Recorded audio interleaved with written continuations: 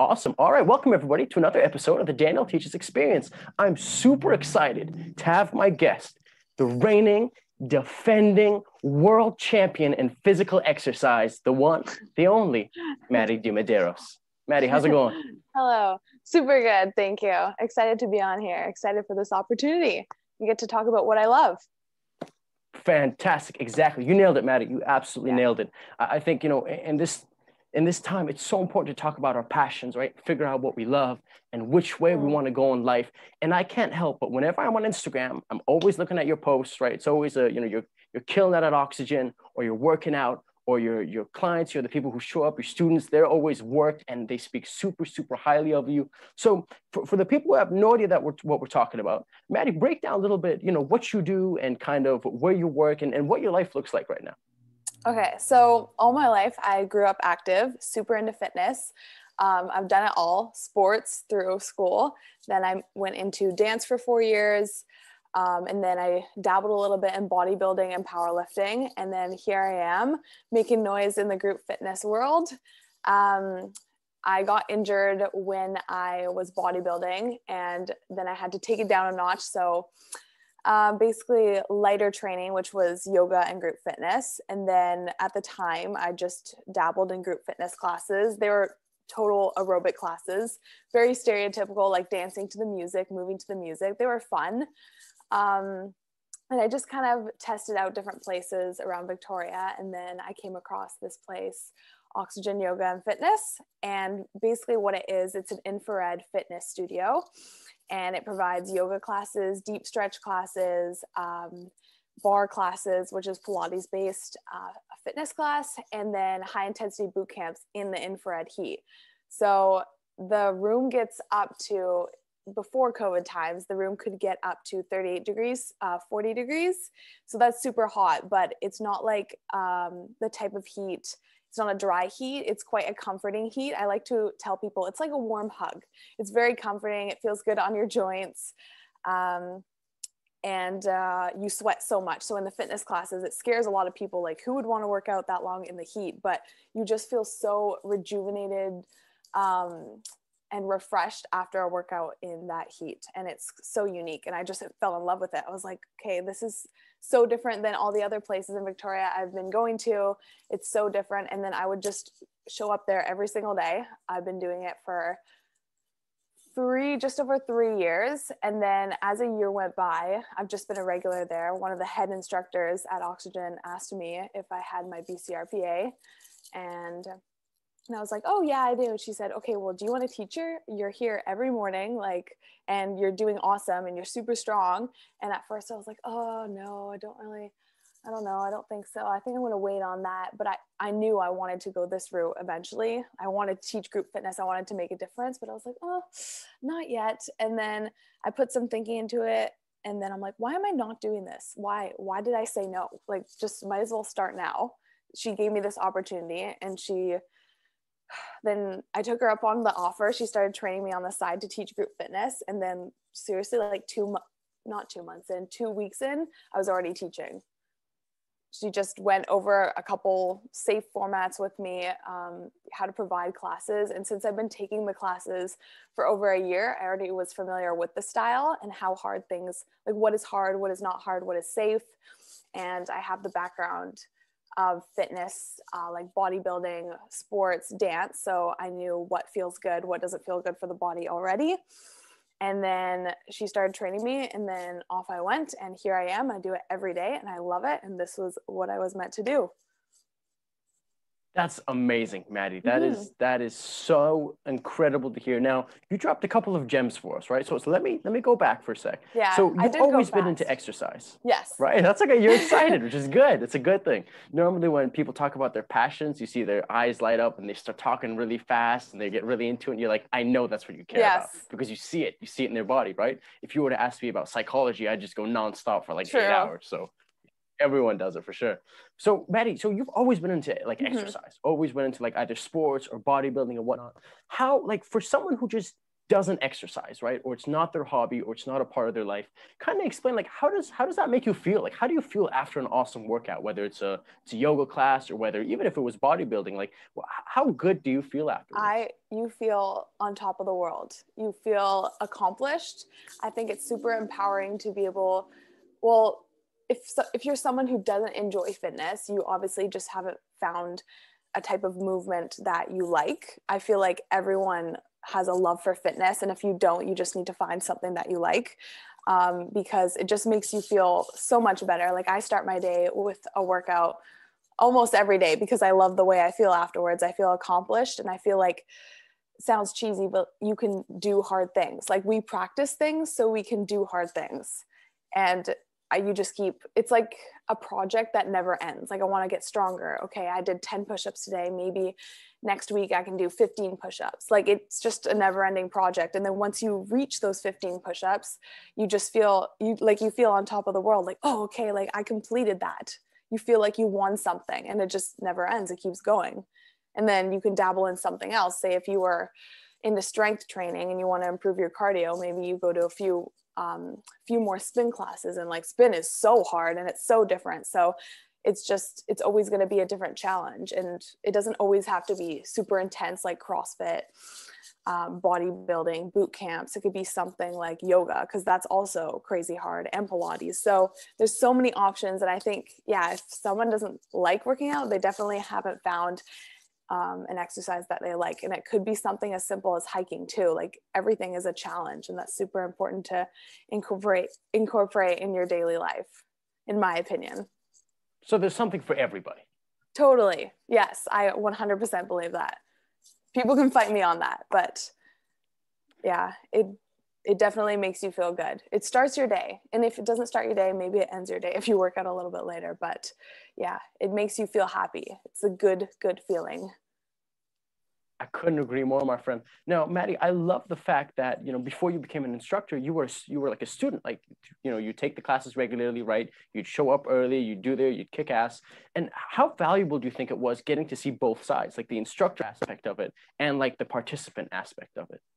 Yeah, that's super important. And I'm so thankful that I had both sides of that. I started as a student, and I would just keep coming to classes. And I knew I wanted to teach group fitness eventually and make a difference in that world. But I was always learning. I would go to one class and then I would think, why did that class not make me feel good? Or I go to another class and I would reflect on that and think, okay, what did this instructor do that made me feel good? Was it the music? Was it the exercises? Like, why did I feel so good after this class? And I just keep going and going and comparing the classes. And then eventually I built up in my mind, like, what makes a good instructor? And not even going to classes, like straight up, during the COVID lockdown time, I'd just be on YouTube. Like I'd be watching Peloton videos, just watching, like eating my breakfast, watching fitness videos, and like Pop Sugar Fitness, just fitness videos on YouTube, and watching, okay, what are they saying to make me want to work out? Like watching this video, do I want to work out? Does this video make me want to work out or not? So I would kind of pick up on things like that and then add that to my like instructor cueing and when I teach a class too. So I'm still a student, like I'm an instructor and I'm still learning to this day, like what can make me better? Because I can always improve. That is so brilliant, Maddy. I feel like listening is hugely underrated. Like just observing, just saying, do I like this? Do I not like this? Like what could help me more? And just being consciously aware of the things that you're enjoying, that you could intake, that you could use yourself. And I also love how open-minded you are to saying, I'm still a student and I'm still learning. Yeah. Because that is such an open-minded approach to it. Yeah, I agree. Excellent, excellent, excellent. So, Maddy, at what point did because I know Oxygen, they've been doing like online classes for a while now, right? Like just like through Zoom and whatnot. At what point did they transition? When did that happen roughly? In the first lockdown in March, I started teaching classes, like my first class ever last March. So almost a year. It's almost been my anniversary. Oh, congrats. Thanks. And then we didn't really have too much experience because all of a sudden, of course, this was sudden. The lockdown was sudden. Gyms didn't know what to do. So they they just threw a couple instructors in live Instagram workouts. And that was when I just started teaching. Like, I felt so awkward on camera. I was like, oh my God, like my phone is there. I have my phone duct taped to like 3 books so it wouldn't fall down when I'm jumping in my living room. It was so weird. It was weird, but it was good practice because I had to teach myself to train to not nothing, but just an object. Like, I didn't have the energy of other people around me to feed off of. I really had to like dig deep, and kind of motivate myself while I was teaching in front of a computer. Even though there were people watching, and probably people doing it as well, I didn't have other people around me. I didn't feed off that energy as much. And it was also hard because I had to do the entire workout without stopping. Normally in class, you know, you could take a few breaks, have a sip of water, face the group, I don't know, cheer them on, but it was definitely a challenge. And then we opened back up the studio and things were different. They had more just the protocols with the COVID situation. And then we got shut down again. So then obviously we were a bit more prepared. So we had to go back to online classes. We did it through a Facebook group and it was in studio. So once again, it was just me, my boss in the background, and like 3 cameras. There's 3 oxygen studios in Victoria, 1 in Langford, 1 in Saanich, 1 downtown Victoria. So there would be 3 phones there, and it would record me doing my fitness videos on each of the accounts. Again, it was a challenge, but we were a bit more prepared, but it did feel really awkward teaching in front of just a camera because you miss that energy. So I'm super thankful to be back, even though we have classes at half capacity, just to have some people. Like, it really made me think like, oh, like I miss people so much when working out. Because that's the thing with group fitness, it's group effort, and there's people beside you that make you push a little bit harder, and it's just the energy, right? So I definitely missed that. So I'm so thankful we can be back, even if it's just at half capacity, but it was definitely a challenge for sure. So no regrets on that. I'm glad that I took part in that because it only made me better. Good for you, my friend. And I can totally imagine where you're coming from. You know, before the whole COVID thing happened, I worked as a water fit instructor. So that's the guy who's like on the pool deck, and like, you know, you got like 20, 30 people in the water just doing exercises and you're standing up there. And from my very, oh my gosh, right? But anyways, you know, I'm a novice in that world, but just if I could relate to you in that sense of, you know, a big part is you look at facial expressions, right? Are they liking it? Are they having fun? You know, are they keeping up? Is the speed appropriate? Like, what's the intensity level? And like sometimes, you know, you goof around, is everybody having a good time? You know, they're like, yeah, right. So I can only imagine you're by yourself and you're like, I hope they like it. Yeah. And who knows if most people were even doing it. Like, I know my mom was just watching me on the couch. Like, she wasn't doing it. Like, bless her, but she wasn't. And she was watching. That's all that matters. She was watching. That's what matters. Good. Yeah. That's so cool. You taught water fit. Back before it all went down. Wow, that's difficult. I looked into doing that before I started instructing too. Really? And you have to teach outside of the pool. That's correct? Yeah, so technically, like you're on the pool deck. So like you're dry. You can be completely dry, and everyone else is in the water. Yeah. Oh, so you do have to be motivating as well because you're not in the water. Yeah, totally. And then like you gotta hope that like the moves that you're doing out of the water make sense in the water. So like it makes sense for them. Yeah, that would be challenging. Yeah. And you have to be confident enough to not feel silly. I would feel silly, but I'd just laugh it off. You know? I think that's the way to go, dude. I think like most people are like, oh, like, you know, you're confident, so it means you never make mistakes and everything goes perfectly. Where I feel like you just summed it up amazingly. Like, things will happen, right? Things will mess up. Sometimes something will happen with the music, or maybe you'll trip and fall, but like you laugh about it, right? You joke about it. And I think that is such a healthy way to look at it. Yeah. I did a spin class, and a while back, and the instructor, it was really motivating, and the instructor said confidence is a skill. Like, you have to learn to be confident. It's not a personality trait, it's a skill. So you got to face your fear. And then we went on like year 18 and did a sprint, but she said that and it stuck with me. Hell yeah. 100%. I would 100% agree. I think if people put their minds to it, you know, why not? Right? If you really want to, why the heck not? Yeah, exactly. I agree. Now, Maddie, I have to say this, there's so many people who I meet who are either, studying at UVic or just doing a variety of other activities, but they're, I don't want to say lost, but I feel like they haven't found their passion. Like they don't know what motivates them. Like they don't have that thing that really excites them, that gets them Mhm. out of bed in the morning, that they would be happy doing. Like when I asked you, like, what you're doing, you're like, yeah, like I do it every day. It's great. I was like, man, like she really loves it. Like you can tell. And Mhm. it's like, if someone was to ask for your advice and say, Maddie, listen, I really can't find pleasure in a lot of things. I don't know what my thing is. Like I don't know what my passion is. I don't know what I want to go after. Like what would you say to them? What kind of advice would you give to them? Mhm. I would just say it's not the end and you should keep exploring, because I have been there like almost my whole life up until this point, not to be dramatic, but and I was in college for 3 years and I took a couple of courses, science courses, business, marketing, and I just didn't know yet. I was still taking group fitness classes, but I didn't know that this was like my all-time passion yet. It was just a hobby at that point. But just keep exploring, because you're never going to be at a loss by taking more, like doing more. Like when I was in college, I was taking all these courses and it was expensive. And I was thinking in my head, okay, I'm not going to be a physiotherapist. Why am I taking kinesiology? But I continue on with it for 2 years because I was like, maybe I'll take this one course that really interests me and will lead me in a different direction. So of course, like my advice would be keep exploring, keep trying new things, even if it's uncomfortable.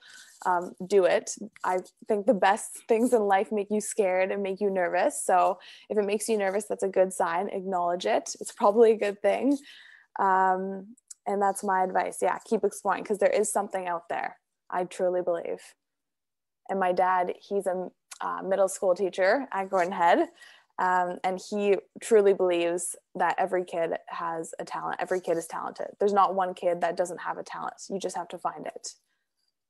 And he really works on that too, finding the a way. How do I explain this? He finds out how, because every kid learns differently, whether that's like through art on the creative side, maybe through math, maybe one kid excels at science and not so good at art. So just he basically believes everyone has a strength, and it's there. You just have to find it, explore, and that would be my advice. Keep going, keep exploring, keep testing things, even if it sounds weird. Try it out. It may lead you in a different direction. I love that advice, Maddie. I think it's so important to just keep trying different things. And I would argue, a big a big obstacle for people is that sense of fear, right? It's that thing of being afraid of like, I can't tell you, Maddie, the amount of people I've talked to and, they're studying, let's say for the sake of argument, they're studying sociology, right? Or something. And I'm like, hey, like, are you enjoying it? Like, no, I'm miserable. Like, oh, well, Yeah. why don't you study something else? I'm already 3 years in, so I might as well. Yes. Like, what? That doesn't make any Yeah. sense. Right, because they're like, oh, like it's just the easier thing to do. But I love how you asked yourself. You're like, wait, like, does it make sense for me to take all these courses? Like, what do I want to do afterwards? Like, does Oh it add yeah. up? Oh yeah. I know. Yeah, I still think that, like, what do I want to do? But I took this year off just to work at Oxygen. I work the front desk there and I teach pretty much every day except Thursdays, but I love it. Like, I love being there. I love the community. I love the people. So no complaints, but I know what they mean when they say I'm 3 years in, like, I'm just going to do it. I'm hating it. Like, the majority of people do think like that. And if you really don't like it, you do not have to do it. Like, why spend all that time doing something that you don't like, that's not making you feel good about yourself? Because I know that I was in kinesiology for 2 years and I just hated it. And then I had friends saying like, oh, just push through, do the 4 years, get your degree. And I would just be like, no, like, I don't even have a drive to finish this. Like, I wouldn't even study because I just wasn't even interested. And I just did it to do it. I didn't have any other reason. So if you're really not enjoying it, you really do not have to do it, because like, really, you only live once. Why be miserable for 3 years? Like, really, why be miserable for that time? Unless What? you have an end goal.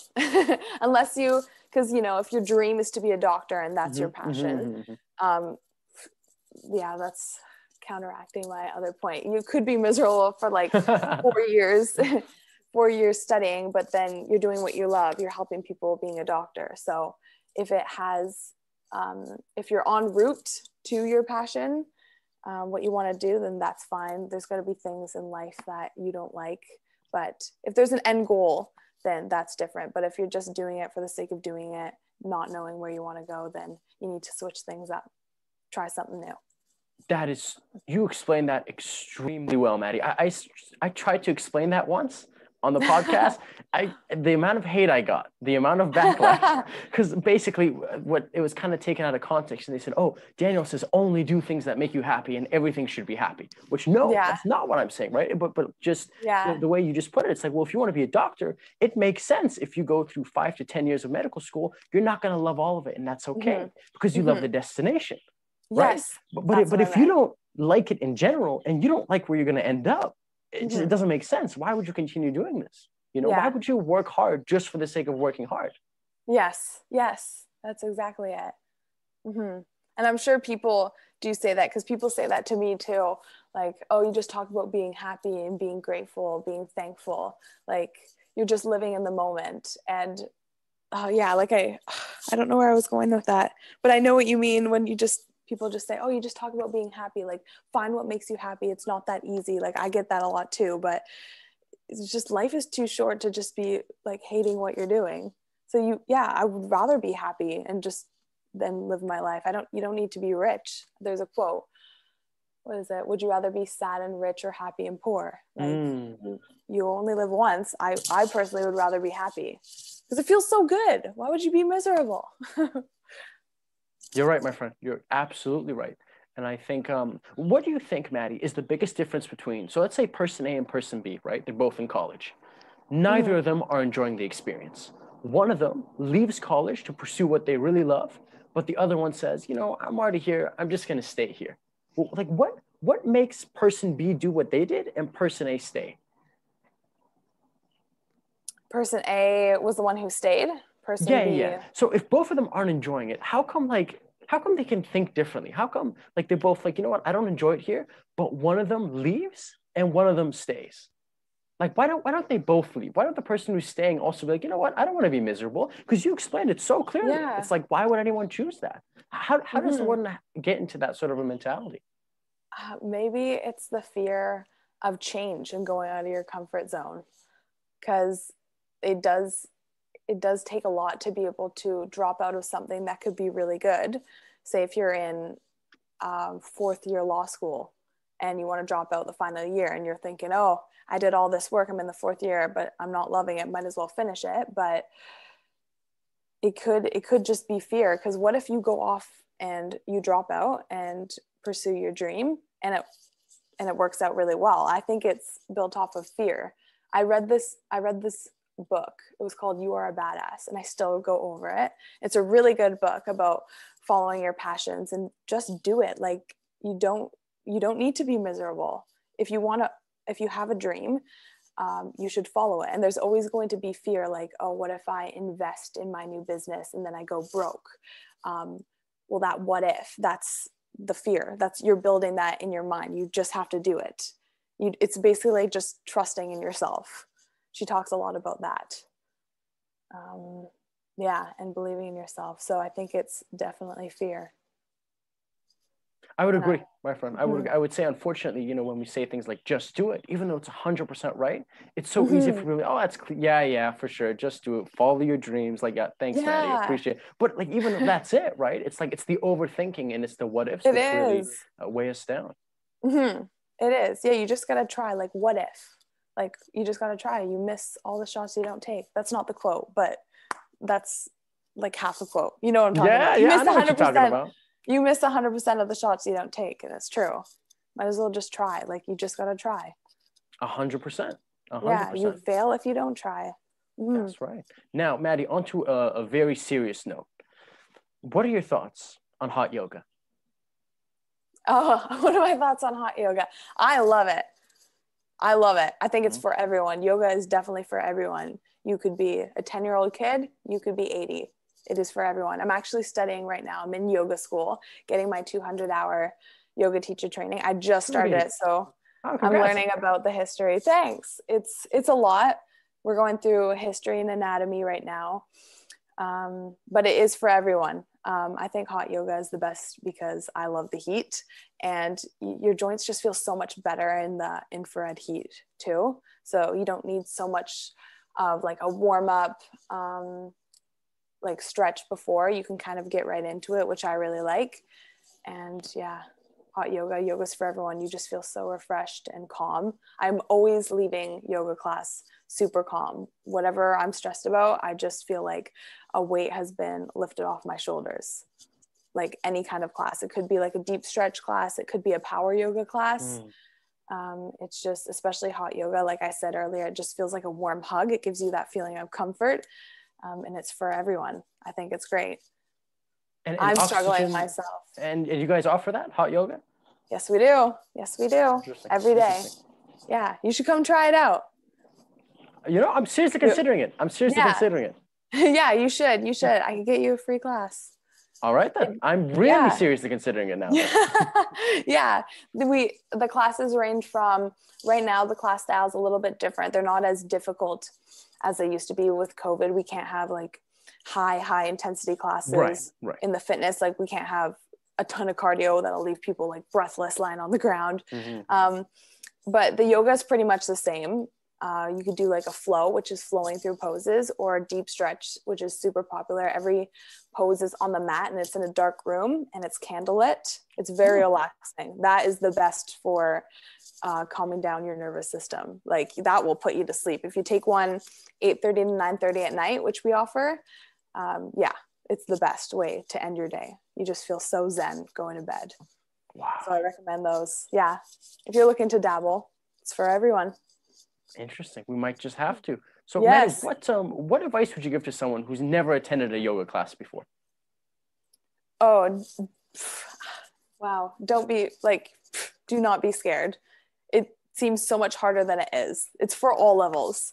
Do not be scared. And there's no ego. Like as soon as you enter the room, nobody's trying to show off. Everyone's there for themselves, for their own reason. Nobody's looking at you, even though it feels like it. Nobody's looking at you.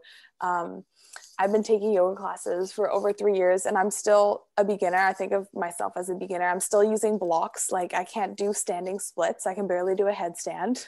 And then there's a girl next to me. She's in a handstand doing the splits. Like it's for all levels. Yeah. So don't be scared. Everyone is welcome. It is for everyone. And in that space, people come for themselves and they leave as themselves. Nobody's going to show off. Nobody's going to judge you at all.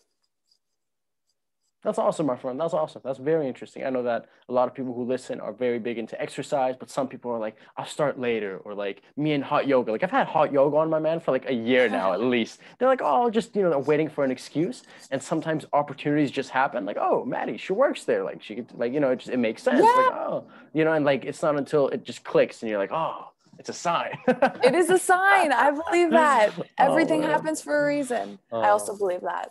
Yeah, you're not alone. A lot of people would agree with you. A lot of people would agree with you. Oh, for sure. Interesting. Very interesting. So, Maddy, my friend, besides fitness, what else are you into? What else are you into nowadays? Well, could be anything. Could be TV shows right now. Could be, any hobby. It could be things I can do for fun.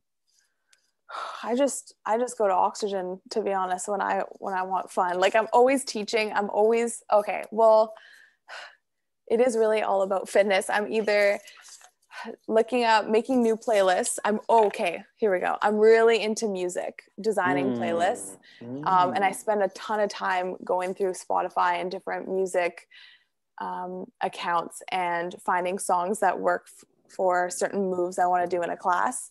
And then I focus so much that I find like the beats per minute in a song, and then it's like an art. And then I go on another song and this song's a little bit faster than the other song. So I got to be careful where I place that in the playlist. So I'm super into music. And even when I'm not designing fitness classes, I'm always on Spotify trying to find new music, stuff that makes you feel good, new things, because music can totally affect someone's mood. And I think that's super magical. right now it is a lot of fitness and yoga. I'm practicing a lot of journaling. I do journal now because I'm in yoga school. So throughout the day, I just kind of write down my thoughts, how I'm feeling, what I'm doing today. It's nothing too deep, but just, yeah, journaling my day. What do you think about journaling? Like how's it been? Like, does it feel kind of like a homework task you got to get through? Does it feel like interesting afterwards to look back? Like, what are your thoughts on it? Right now it does feel like homework to me, and I'm trying to figure out why, but it does feel like a chore right now. I used to journal like three years ago, and I actually recently found my journal book just before bed, and it was just little paragraphs about my day and like my goals for the following day. Like I'd write 3 goals that I want to achieve, and then in the morning I would look at those goals, and they'd be so small, like walking home instead of busing home one day from school. Like they wouldn't be anything like get an A on this next test, and then I'd reflect on that at night, and then I'd check it off. And I did that for quite some time, and it did feel really good to check things off the list, the simple things. But right now it's more about how I'm feeling, what I'm doing during the day. And I don't know why it really feels like a chore right now. Yeah, it just feels like something I need to do, not want to do. But I'm still working on it, and I'm doing it every day to see if I can change that. Maybe because I'm just putting too much thought into it. I guess it doesn't need to be as long as I think it needs to be. And it's not for everyone. It's not for everyone. I go to a naturopath, and she tells me to journal all the time. She's asking me, like before I started my yoga training, she's like, "Are you journaling?" And I say, yes, even though I'm not, but she thinks it's so important. Maddy, what is a naturopath? Like I've never heard that term before. Oh, different than Western medicine. So it's just a more natural approach to your health. Gotcha. So for me, I have hypothyroidism, which is issues with my thyroid and hormones. So I would go to like my family doctor, and basically she would just prescribe me with medication, whereas naturopath, more natural, holistic approach. So she, okay, you have thyroid issues. I'm going to put you on magnesium. I'm going to put you on different supplements like iron, calcium, things that you're lacking, selenium to support your thyroid. So it's more through food, supplementation, lifestyle, rather than just here's a pill to fix your symptoms. But I dabble in both, because sometimes you do need medication to help with what you're dealing with, like sleeping pills. Like if you're not sleeping, you need a sleeping pill. Like journaling's not going to help that every time. So it's hard to say. I'm not really on one side, but naturopath is for everyone. It's lifestyle, more holistic approach. That's how I would describe it.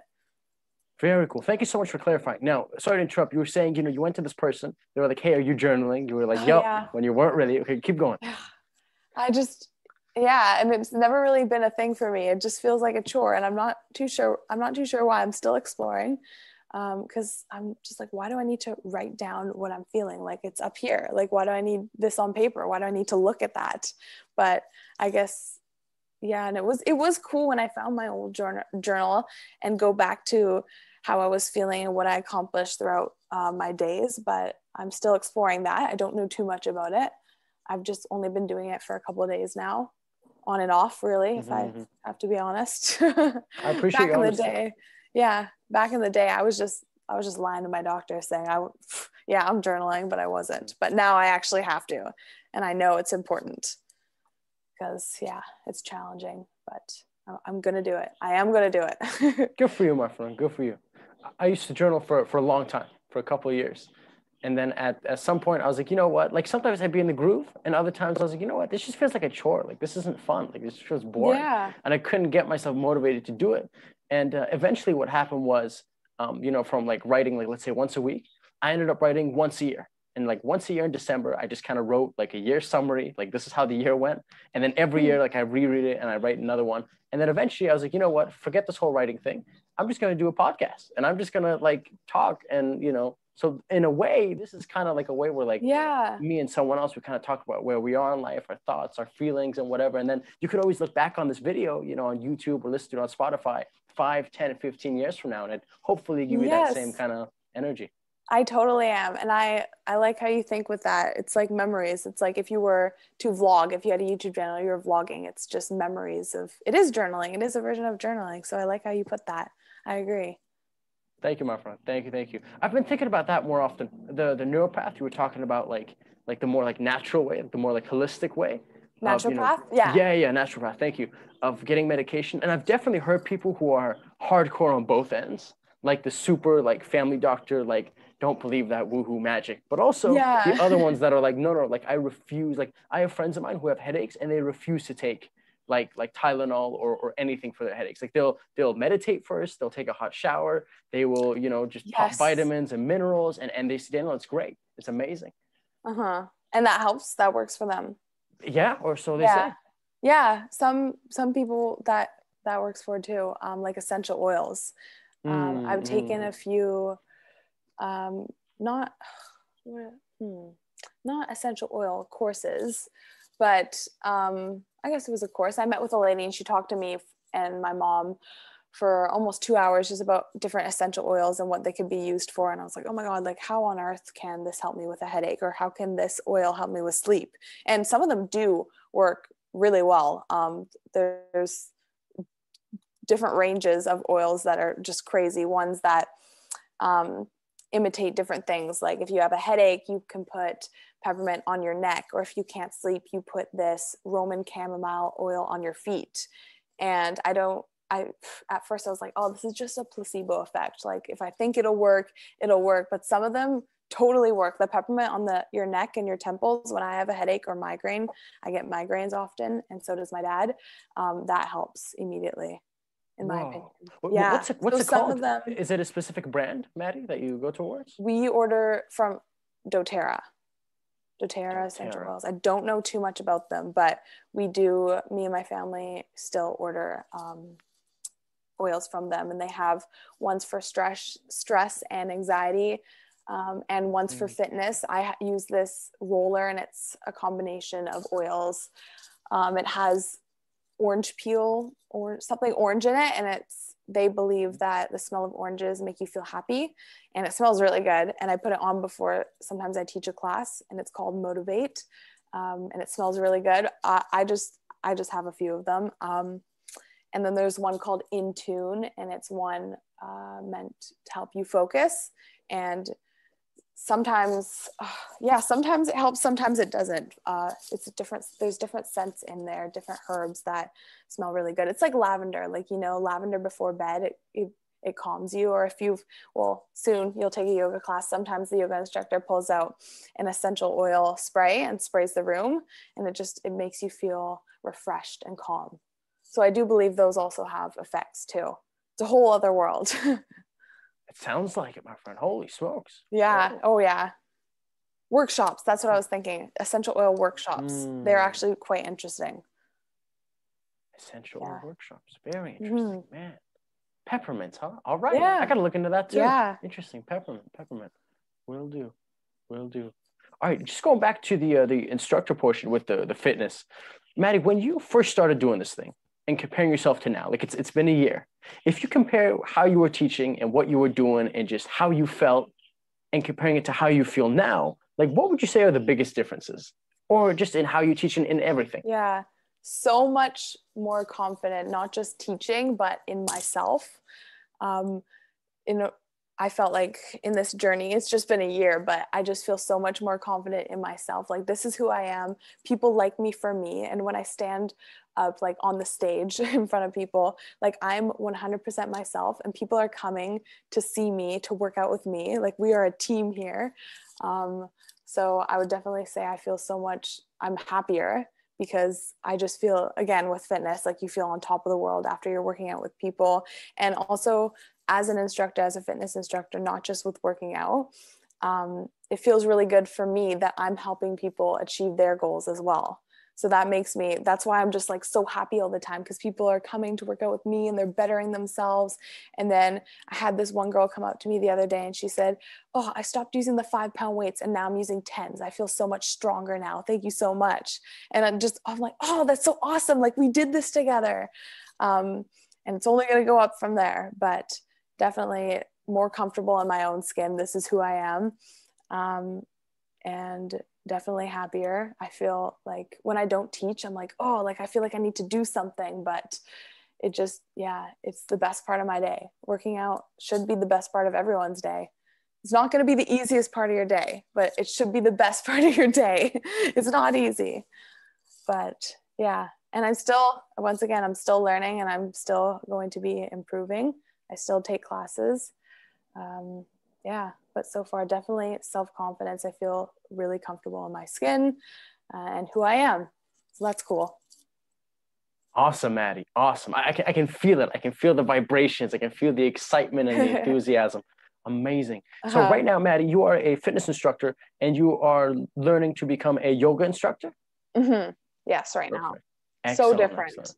Yeah. Two very different things. Very slow. I have basically two sun salutations I'm learning, and I performed them in front of my boss and head trainer yesterday. And I was just going so fast, and I actually felt so nervous, and I didn't feel like I'm okay with teaching, but this is just so new. I felt nervous performing these two flows to my boss and head trainer, because it's slower and I can't use my fitness voice, when I'm yelling at people, like, get low in your squat, like, yeah. I gotta be calm. I gotta take a breath. And it's a lot of talking. It's a lot of cueing with yoga. You want to make sure people are doing it right. They're not tense. Their form is correct. So it's a lot of thinking and cueing. So that's different. That's a different challenge. But yeah, I'm still learning. Let me ask you this, Maddy. At any point, when I first became a water fit instructor, there was like that 1-2 week period where I just felt so, I don't know what the word is, but like I just thought it'd be so rude to like correct people. So sometimes I wouldn't do, like I'd be like, all right, everybody, like try to keep your shoulders straight, and then after that I just wouldn't say it again if they're doing it wrong. But obviously like now it's like you pick them out, like, hey, like, Susan, in a friendly way, obviously, in a friendly way. It's like, hey, Susan, let's get those shoulders up. So you're more, like, are you, like, what's your, that probably sounds super goofy, but I guess you probably have no trouble, huh? Being like, hey, so-and-so, make sure your posture's straight. And like, you wouldn't let them get away with it, right? Just because you want to be friendly or something. No, absolutely not. Because you want to make sure they're doing it correctly and you don't want them to injure yourself. But what I do nowadays, unless I really know the person, I'm not going to say, hey, Jesse in the back, like, put your chin up, like, don't look at your feet. I just cue the group. So remember to keep your chin up. And sometimes I say something like 3 times, keep the chin up, chin up, chin up. There we go. Until they hear it, until it's everyone. And even the people who are just doing a little bit correct themselves immediately. So there's nothing wrong with correcting people. And me as a student, I like when people tell me like I'm doing something wrong. And sometimes it's a little bit hard to hear still for me, like, oh, you're actually doing that wrong. I'm still teaching myself like to take that as a positive thing rather than a negative thing. Like, oh, they told me I did something wrong. Like, no, they're actually trying to help me improve. So yeah, it's only out of love. You want them to do it safely. You want them to do it correctly, because then they can progress. They can get stronger. They can do more. They can add more reps, and so and so. So there's nothing wrong with that, in my opinion. I would agree, my friend. And I would also say, Maddy, it's so important because everyone hears, what being a good teacher is like, right? There's a bunch of things that you can think of, but also like being a good, participant, being a good student, like just being open to feedback, right? And going in there, and especially for you, I would imagine, right? You've been doing it for a couple of years, you think, wow, I'm really good at this. And then, or like for my sake, right? Once I start to get good at something, and then someone's like, oh, Daniel, like you're doing that wrong. It does take me a second to be like, yo, all right, hey, we're doing this wrong. We're like, just come, relax, because it's such a human instinct to be like, I'm doing it. Well, maybe I do it differently. You know what I mean? It's so easy to. Yes, I totally agree. And I still struggle with that personally. Like you think you're well, like you could very well be like fantastic at what you do, and then somebody says, actually, you're doing that wrong. It's sometimes hard to hear, but then it's important that we notice that, okay, it's okay. Like this is only going to make me better. It's not out of hate, it's out of love. Yeah. You got to be able to take criticism. You have to. And it's hard sometimes. Oh, super. It's like, you know, you're telling me what I'm doing isn't at that level that I think it is, right? Yes. Like, there's a discrepancy.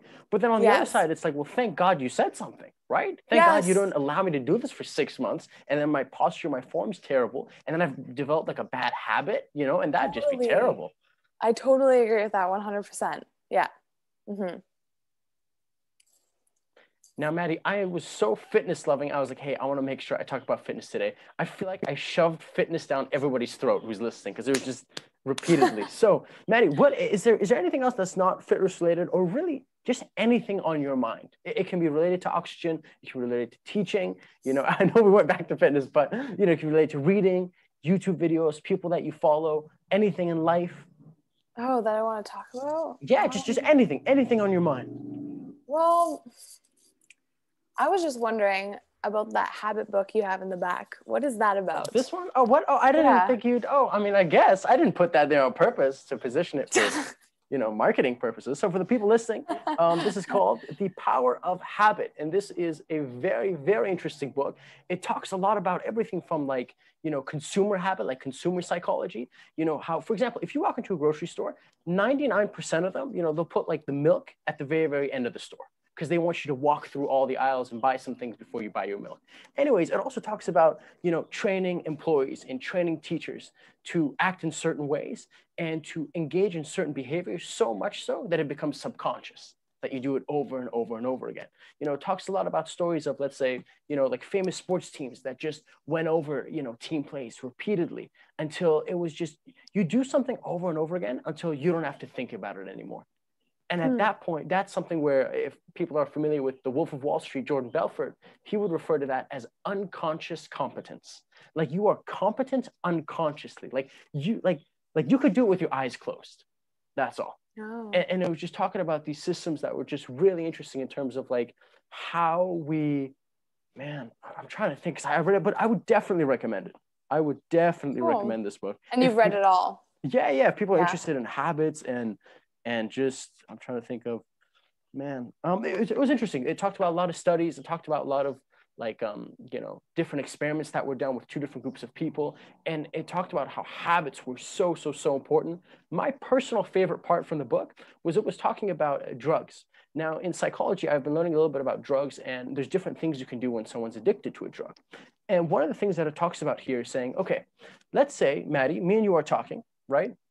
And when I talk to girls, I get nervous. And when I get nervous, I got to smoke a cigarette, right? So I leave, I smoke a cigarette, and then I can come back, right? Now, that could be a habit, right? Now, the book breaks it down in the sense of this. What is the cigarette giving you? It's stimulating a part of your brain, right? It's releasing this dopamine to go off, and it makes you feel excited, right? What if we could stimulate that same part of your brain, but substitute the cigarette smoking for something else? So in my opinion, would that be something physical, or would that be something that mental? For example, running. Running would give you that same, like, quote unquote runner's high. That now, again, to anyone listening, right, I'm not a therapist or licensed counselor by any means, but if you do look it up on Google, right, the majority of ways that people get rid of, let's say, addiction with alcohol or drugs or whatever is, one, they go cold turkey, which I personally wouldn't recommend, because it's extremely hard, because you've put your mind in a certain state for so many years, and then just changing it like that, it'll be tough. But if you can substitute it with something else, so for example, you know, a really practical one is the part of your brain that gets stimulated by cigarettes. Coffee stimulates that exact same part. So if you can substitute coffee for cigarettes, it's a much better deal. Granted, coffee isn't the healthiest thing in the world, but it's better. It's better than cigarettes, right? So in this way, you can kind of start to break it down. And it really talks about how you form habits, and then how you can unform habits, and how you can, you know, like, change them around and substitute them. So it's very interesting in that sense. Cool. But yeah, back to the running. I know a lot of people with anxiety, and they just run, and they call it moving meditation. They just put their headphones in and they zone out they run. Yeah, because it gives you that, like, good feeling, that runner's high, those endorphins that working out does. So yeah, okay, that's interesting. Have you read You Are a Badass? I've not. Who's it by? Who's the author? Jen Sincero. Oh, I don't know how to spell it. Okay, Jen, You Are a Badass. Interesting. Yeah, if you look that up, 100% it'll show up. But I don't know. Someone gave that to me for Christmas, and I started reading it, and before I started teaching fitness, it just basically talks about like your greatness and like stop the BS. And it's quite funny. Like she's quite a funny lady. It's a funny, basically self-help book. Like what we talked about, like following your dreams and like, what are you afraid of? Really, you only have one life, but it's an eye opener for sure. Are you reading any other books currently, or is there anything else on your bucket list, or was that kind of like a one-off? No, I'm not reading any books right now. And I have no reason for that. I've never really been a big book reader for enjoyment ever. My brother is, my dad is, my mom not so much, but I'd rather just, instead of reading a book, I'd rather just go on YouTube and watch a video or a TED Talk to learn. Fair point. I'm very visual that way, but there's nothing wrong with reading. It's just sometimes my mind wanders. It does wander. I'm reading a paragraph and then I think about what I have to do. But again, that's something I should work on. It's a form of meditation. Like, okay, 30 minutes, me in this book. I'm not going to think about anything else. I'm in this moment. That's also important too. And also relates to fitness. You took this time out of your day, these 30 minutes, just to focus on yourself, to live in the moment. Nothing else matters in these 30 minutes. So I could improve on that too, I guess. I like that. I like the attitude. When you were reading You're a Badass, what was it like? Did you like schedule time out? Like, all right, every day I want to try to read X amount, or was it kind of you just picked it up whenever? I always, before bed, when I was laying down before bed, I don't know, it was just a mood. It was dark and I'd have my salt lamp on and I'd just like say, it could be 15 minutes or 30 minutes. And I'd just read like a chapter or 2 chapters, sometimes even a paragraph. But after every few paragraphs, she has this quote. So it was really engaging for me. It wasn't just words on a paper. It was like a paragraph and then a quote to prove it. And then a paragraph and a quote to prove it. And I'm like, oh, okay. Oh, she's so right. She's so right. And then she'd like crack a joke and I'd be like, haha, I can relate to that. And then it was engaging for me. So yeah, it was always at night though, because it was dark and it was just, I feel like the world just chills out at night. That's where your creative mind goes all over the place. You know, at 3 a.m., you're like, I have this great idea. Oh, I got to go back to bed. That always happens. I can completely agree. It's when everything's quiet and maybe you got some tea or you're lying in bed and you're like, oh my God, this is amazing. Yeah, yeah, totally. So Maddy, my friend, what is there anything, what else is on the plan? So we know you're a fitness instructor, you know, you're trained to be a yoga instructor.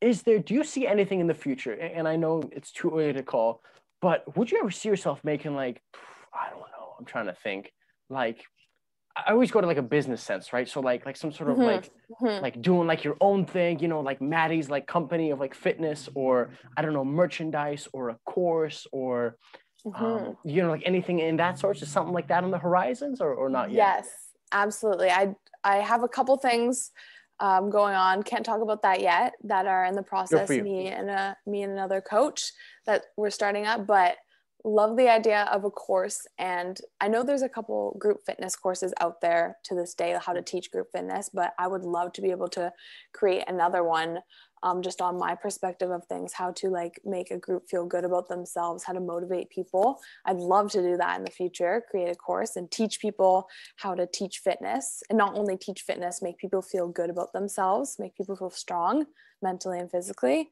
But definitely in the future, it's going to be something fitness related, going to continue to make noise in the fitness world for sure. Love it, Maddy. Love it, my friend.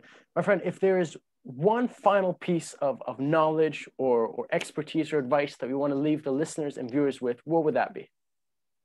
Advice of what we talked about today? I feel like anything you like. Oh yeah. Okay. Well, I really want to stress too, if you don't have anything that drives you, you haven't found your passion yet, do not give up. It's out there. Every person has a passion. If you haven't found it yet, it's waiting for you. So keep exploring, even if it's the weirdest things. It might not lead, if you take a course, yeah, it might not be your passion, but it may lead to other opportunities. So keep going, keep trying new things. Don't just give up. You are not stuck. Life has its up and downs. When you're down here, you're not stuck. You do not live down here. You're going to go up very soon. That's my advice. Keep going, keep exploring, keep trying new things that make you uncomfortable. Beautiful. Maddy, for the people who have fallen in love with your enthusiasm, where can they find you? Where can they find you online? What are your handles? Oh, just Instagram right now. You know what? I don't even know what it is. Maddy.De Medeiros. It's a Portuguese last name. It's very long. Maddy De Medeiros. Fantastic. And I have all that link in the YouTube description and all that good stuff. Maddy, with that being said, thank you so much for coming on. I really enjoyed it. I did too. Thank you so much for this opportunity. That was awesome. You seem like you were doing very well, and I enjoyed every minute of this. I'm extremely happy to hear. I promise you it wasn't like this on episode 1, but over time you mess up enough and, you know, exactly. It works out. It works That's out. how you learn. Yeah. Yeah. You said it, my friend. Right on. Awesome. That's been another episode. Thank you for watching, and take care of yourselves.